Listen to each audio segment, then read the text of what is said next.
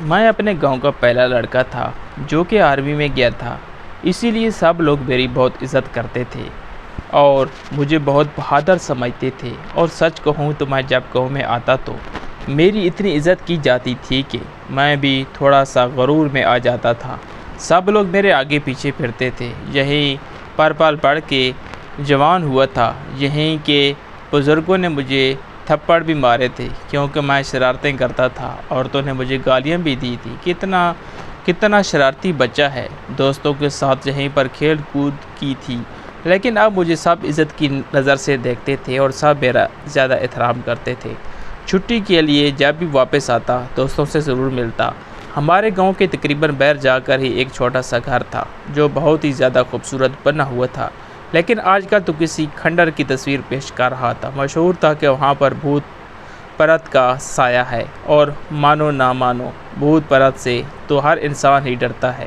ہم نے اپنی زندگی میں کبھی ان کو نہیں دیکھا ہوتا، لیکن بچپن سے ہی ہماری دادی، نانی، ماں سب انہی چیزوں سے ہمیں ڈراتی ہیں، اور ہمارے دل میں ایک بات بیٹھ جاتی ہے کہ ہمیں ان سے ضرور ڈرنا چاہیے۔ لیکن میں نہیں ڈرتا تھا۔ ویسے بھی جب سے گاؤں میں آیا تھا تو ایک قصہ سن رکھا تھا کہ گاؤں میں کسی بوڑھی عورت کو دیکھا جا رہا ہے جو بہت ہی رات کے وقت نکلتی ہے، کسی سے بات نہیں کرتی اور اس کا رخ ہمیشہ بازار کی طرف ہوتا ہے۔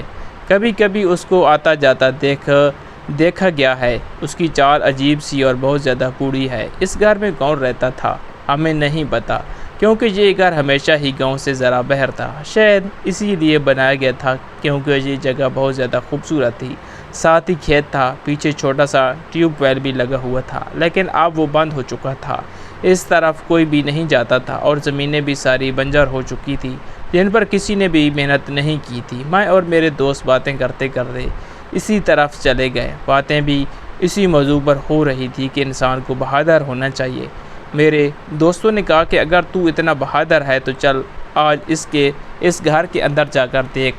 میں نے کہا کہ ایسی کون سی بات ہے، ایک گھر ہی تو ہے اور دروازہ بھی ٹوٹا ہوا ہے، آرام سے چلا جاؤں گا۔ میرے ایک دوست نے کہا کہ نہیں یار، تو نے جہاں پر نہیں جانا، ادھر اسی بوڑھی عورت کا قیام ہے۔ سب لوگ کہتے ہیں کہ جس بوڑھی عورت کو دیکھا گیا ہے وہ رات کو اسی طرف آتی ہے۔ میں نے کہا کہ میں بھوتوں پریوں پر یقین نہیں رکھتا، اور اب تو بات میری عزت پر آ گئی کیونکہ میرا دوست بار بار مجھے یہی کہہ رہا تھا کہ تم اندر جا کے دیکھو، کیوں نہیں جاتے۔ تھوڑا سا جلتا بھی تھا وہ مجھ سے کیونکہ اس نے بھی آرمی میں جانے کی کوشش کی تھی، لیکن اس کو ریجیکٹ کر دیا گیا تھا اور میری سلیکشن ہو گئی تھی، اسی لیے اس کے دل میں میرے لیے خلش تھی، لیکن مجھے بھی اپنی بہادری اس کے سامنے ضرور ثابت کرنی تھی۔ میں نے بھی ارادہ کر لیا کہ آج اس گھر میں جا کر ہی دیکھوں گا۔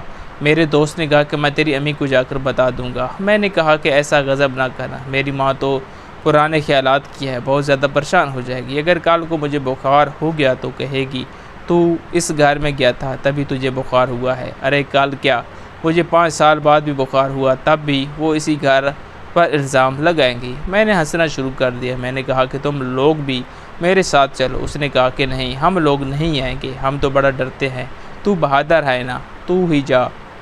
میں نے کہا ٹھیک ہے۔ میرا نام شہزاد تھا۔ میں گھر کی طرف چل پڑا۔ لمبا سا کھیت تھا اور درمیان میں یہ گھر بنا ہوا تھا۔ اس طرف چلتا ہوا جا رہا تھا۔ باہر کسی نہ کسی دور میں سبزیاں لگائی ہوئی تھی، لیکن اب جل چکی تھی، درخت بھی جل چکے تھے، گیٹ بھی ٹوٹا ہوا تھا اور مرکزی دروازہ بھی ٹوٹا ہوا تھا، یعنی اس طرف ٹوٹا تھا کہ اس میں اسے کھول کے اندر جا سکتا تھا۔ میرے دوست باہر کھڑے تھے۔ میرا دوست جو کہ میرا اچھا دوست تھا، اس نے مجھے ابھی بھی کہا کہ یہ کام مت کرو، لیکن میں نے کہا کہ کچھ نہیں ہوتا۔ گاؤں کے لوگ ویسے بھی ایسی باتوں پر زیادہ بھروسہ کرتے ہیں۔ میں بھی گاؤں کا ہی تھا، لیکن مجھے تو 10 سال ہو گئے تھے شہر میں رہتے ہوئے۔ میرے دماغ سے اب یہ خیال نکل چکا تھا۔ میں اندر داخل ہو گیا۔ اندر بہت زیادہ اندھیرا تھا، زمین پر گندگی پھیلی ہوئی تھی، ایسے لگتا تھا کہ کئی سالوں سے صفائی نہیں ہوئی۔ پردے شاید لال رنگ کے تھے، لیکن مٹی سے اتنے اٹ چکے تھے کہ کالے ہو گئے تھے۔ زمین پر اچانک سے نظر پڑی تو جان ہی نکل گئی۔ زمین پر اتنی زیادہ مٹی تھی کہ پاؤں رکھنے سے نشان پڑ جاتا، اور اس پر نشان پڑے ہوتے تھے۔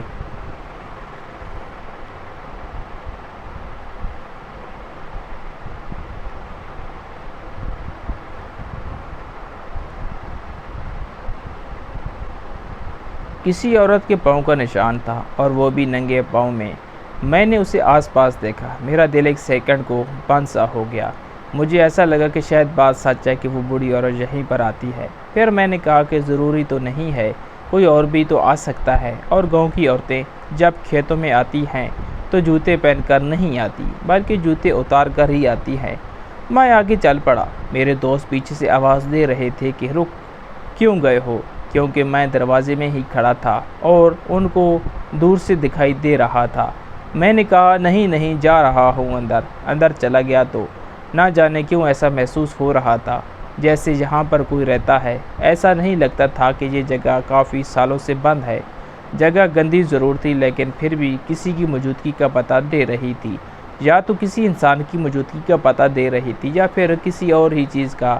کافی ڈر ہوا تھا لیکن زہر نہیں کر رہا تھا۔ اندر روشنی کم تھی کیونکہ صرف دروازے سے ہی روشنی آ رہی تھی، اس لیے کونوں میں کوئی بھی روشنی نہیں تھی۔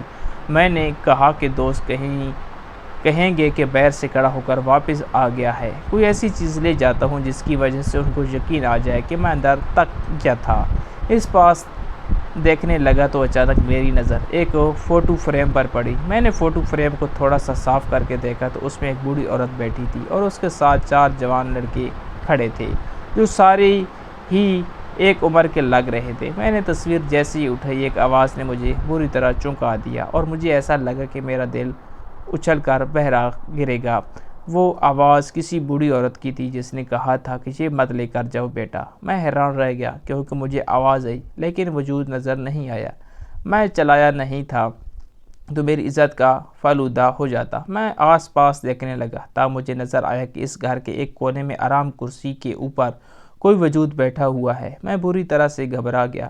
شاید یہ وہی بوڑھی عورت تھی جو آج میں اس کے گھر کے اندر گیا تھا، اور اب اس کے تو مزے تھے کیونکہ اس نے مجھے جان سے مار دینا تھا، لیکن میں نے بہت بڑی غلطی کر دی تھی۔ میرے ہاتھ کانپنے شروع ہو گئے۔ اس نے کہا کہ اچھے بیٹے یہ تصویر لے کر مت جاؤ، یہ تصویر میرا سب کچھ ہے۔ نہ جانے کیوں اس نے مجھے ہی زیادہ پیار سے پکارا اور اس کی آواز میں بہت ہی زیادہ شفقت تھی۔ میں نے کہا کہ آپ کون ہیں؟ اس نے کہا کہ میرا نام بانو بی بی ہے، یہ میرا گھر ہے۔ میں نے کہا کہ یہ کون ہے جو اس تصویر میں ہے؟ اس نے کہا کہ میرے بیٹے ہیں، اور اس کے بعد میں نے وہ سوال پوچھا جس کا جواب اگر میری امید کے مطابق نہیں ہوتا تو میں وہاں کھڑے ہی مر جاتا۔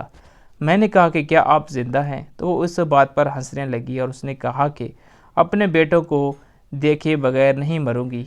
میں وہ اٹھ کر روشنی میں آئی تو میں نے اس کو غور سے دیکھا۔ اس کے کپڑے گندے تھے، شاید وہ کافی عرصے سے نہائی نہیں تھی اور کپڑے بھی بہت پرانے تھے، لیکن یہ تو ایک بوڑھی عورت تھی اور بے شک زندہ تھی۔ اس کے چہرے پر بہت زیادہ شفقت تھی اور آنکھوں میں انتظار تھا۔ اس نے ہاتھ میں ایک لکڑی کی چھڑی بھی پکڑ رکھی تھی جس کے سہارے وہ کھڑی تھی۔ میں نے کہا کہ آپ ہی ہیں جو بازار جاتی ہیں؟ اس نے کہا کہ ہاں، کبھی کبھی جاتی ہوں۔ میں فوراً سمجھ گیا کہ یہ تو زندہ عورت ہے، اس کو لوگوں نے بھوت بنا دیا۔ لیکن یہ عورت یہاں پر کیوں رہ رہی ہے؟ اس کو یہاں پر اکیلا نہیں رہنا چاہیے۔ میں نے کہا کہ آپ یہاں پر کیوں رہتی ہیں؟ یہ جگہ تو رہنے کی قابل نہیں ہے۔ اس نے کہا کہ اگر میں کہیں اور چلی گئی اور میرے بیٹے یہاں آ گئے تو پھر کیا ہوگا؟ میں نے کہا کہ کہاں ہیں آپ کے بیٹے؟ اس نے کہا کہ میرے 4 بیٹے ہیں، 4 شہزادے ہیں، میرے بہت ہی اچھے بچے ہیں۔ ہم لوگوں نے بڑی محنت کی، ان کے لیے ان کو پڑھایا لکھایا، اپنی ساری زمین بیچ دی ان کے باپ نے، اور میں نے اپنا سارا سونا بیچ دیا، اور یہی سب کر کے ان کو باہر کے ملک بھیج دیا۔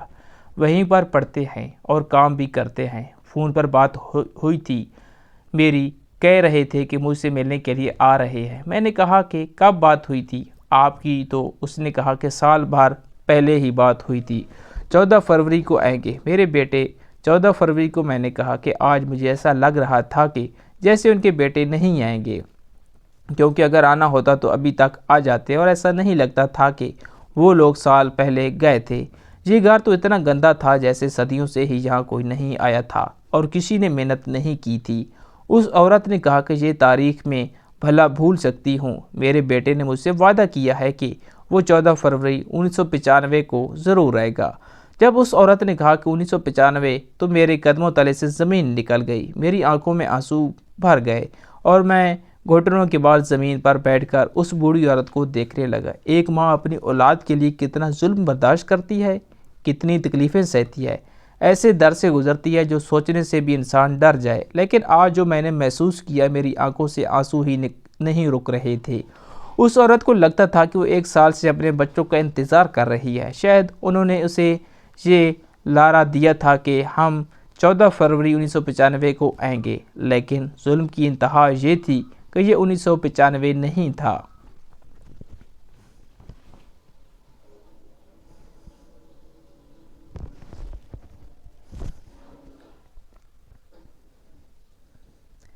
بلکہ یہ 2010 تھا۔ یہ بوڑھی ماں 15 سال سے اپنے بچوں کا انتظار کر رہی تھی اور اسے ایسا لگتا تھا کہ ابھی صرف 1 سال گزرا ہے۔ میں نے کہا کہ اماں، میری بات غور سے سنو، دیکھو کافی ٹائم گزر گیا ہے، تمہارے بیٹے نہیں آئیں گے۔ اس نے کہا کہ آئیں گے، میرے بیٹے مجھ سے ملنے نہیں آئیں گے تو اور کہاں جائیں گے؟ ماں ہوں میں ان کی، میں نے پالا ہے ان کو، بہت محنت کی ہے میں نے ان کے اوپر، مجھے یہاں اکیلا چھوڑ کر اپنی زندگی میں مصروف ہوں گے۔ لیکن ایسا ہی لگتا تھا کہ وہ اپنی زندگی میں ہی مصروف ہے، کیونکہ اگر 15 سال گزر چکے تھے تو پھر اس کا مطلب کہ ان لوگوں نے اپنی زندگی بسا لی، شاید وہ اپنی اولاد کے ساتھ مصروف تھے۔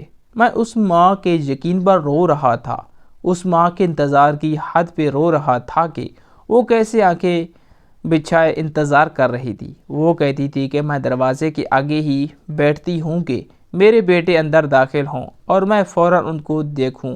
اگر میں یہاں سے چلی گئی اور وہ یہاں پر آئے تو پھر وہ مجھے کہاں تلاش کریں گے؟ میں نے کہا کہ اماں، آپ میرے ساتھ چلیں، آپ کو یہاں پر نہیں رہنا چاہیے، آپ کی حالت بہت بری ہے، آپ میرے ساتھ چلیں۔ لیکن وہ میرے ساتھ نہیں آ رہی تھی۔ میں وہاں سے بری طرح بھاگا اور میرے دوستوں نے مجھے دیکھا تو وہ یہی سمجھے کہ میں نے کسی بھوت کو دیکھ لیا ہے۔ وہ بھی وہاں سے بھاگ گئے، لیکن میں نے کسی بھوت کو نہیں دیکھا تھا۔ میں فوراً اپنے گھر آ گیا اور اپنی ماں کو سب کچھ بتایا۔ میرے گھر میں میری بہن بھی تھی اور میری چاچی بھی رہتی تھی۔ میں نے ان کو کہا کہ وہ میری بات نہیں مان رہی ہیں، آپ لوگ میرے ساتھ چلیں، ہم لوگ ان کو وہاں سے نکالیں گے، انہیں کہیں گے کہ وہ نہائیں دھوئیں، ڈاکٹر کے پاس لے جائیں گے، اچھا کھانا کھلائیں گے، نہیں تو وہ بوڑھی عورت وہیں پر مر جائے گی۔ میری دادی بھی ابھی حیات تھی، انہوں نے کہا کہ بانو زندہ ہے؟ ہمیں تو لگا کہ بانو مر گئی ہے۔ زہرا ایک گاؤں میں رہتے تھے تو لوگ ایک دوسرے کو جانتے تھے۔ میری دادی نے کہا کہ اسے فوراً لے کر آؤ، تو میری دوست ہے۔ ہم لوگ گھر سے کھانا وغیرہ بنا کر لے گئے، بوڑھی اماں کے لیے کپڑے اور چادر بھی لے کر گئے کہ اگر نہ آئی تو کم سے کم ان کو وہیں پر کھانا پینا تو کھلائیں گے، کیونکہ وہ بہت زیادہ ضد کر رہی تھی۔ لیکن جب وہاں واپس گئے تو سامنے کا منظر دیکھ کر ہم سب کی آنکھوں میں ہی آنسو آ گئے۔ بوڑھی اماں اسی کرسی پر بیٹھی تھی اور اپنے بیٹوں کی تصویر کو دل سے لگا رکھا تھا، لیکن اب وہ اس دنیا میں نہیں تھی۔ جاتے جاتے بھی اس کے چہرے پر مسکراہٹ اور آنکھوں میں یقین تھا کہ میرے بیٹے مجھ سے ملنے کے لیے ضرور آئیں گے۔ وہ ماں جس نے اپنا سب کچھ بیچ کر اپنے بیٹوں کے بہتر مستقبل کے لیے ان کو باہر کے ملک بھیجا تھا، انہوں نے مڑ کر اپنی ماں کی خبر تک نہ لی۔ کبھی فون کیا ہوگا تو کہہ دیا ہوگا کہ فلاں تاریخ کو آ جائیں گے۔ ماں کو تاریخ کا لارا دے دیا تھا کہ وہ بیٹھی تاریخ کا انتظار کرتی رہے اور وہ بیچاری اسی انتظار میں مر گئی۔ ہم سب گاؤں والوں نے مل کر ان کے کفن دفن کا انتظام کیا اور اس کے بعد ان کے بیٹوں کو فون کر کے کوشش کی کہ گھر میں سے ہمیں ایک ڈائری ملی جس میں نمبر لکھا تھا۔ ہم نے اس نمبر پر کال کرنے کی کوشش کی، لیکن وہ لوگ نمبر بھی بدل چکے تھے۔ ہمیں لگا کہ شاید ان کو بتا دیں تو کم سے کم وہ اپنی ماں کو دیکھنے کے لیے آ جائیں، یا ان کو پتہ تو ہو کہ ان کی ماں اس دنیا میں نہیں ہے۔ لیکن ایسا کچھ نہ ہو سکا، ان کو مٹی کے حوالے کر دیا گیا۔ آج اس بات کو 13 سال ہو گئے ہیں، لیکن ابھی بھی جب میں اس عورت کے بارے میں سوچتا ہوں تو میری آنکھوں میں آنسو آ جاتے ہیں، اور اس بدبخت اولاد کے بارے میں بھی سوچتا ہوں جنہوں نے اپنی ماں کو وہاں پر چھوڑا اور ان کی ماں ان کے انتظار میں ہی مر گئی، اور شاید ان کو بھی ابھی تک نہیں پتہ کہ وہ زندہ ہے یا مر گئی، کیونکہ ان کو کوئی پرواہ ہی نہیں تھی۔ پتہ نہیں انہوں نے 15 سال کس طرح گزارے تھے، کس طرح گزارا کرتی تھی، لیکن شاید ان کے انتظار نے ہی ان کو زندہ رکھا ہوا تھا۔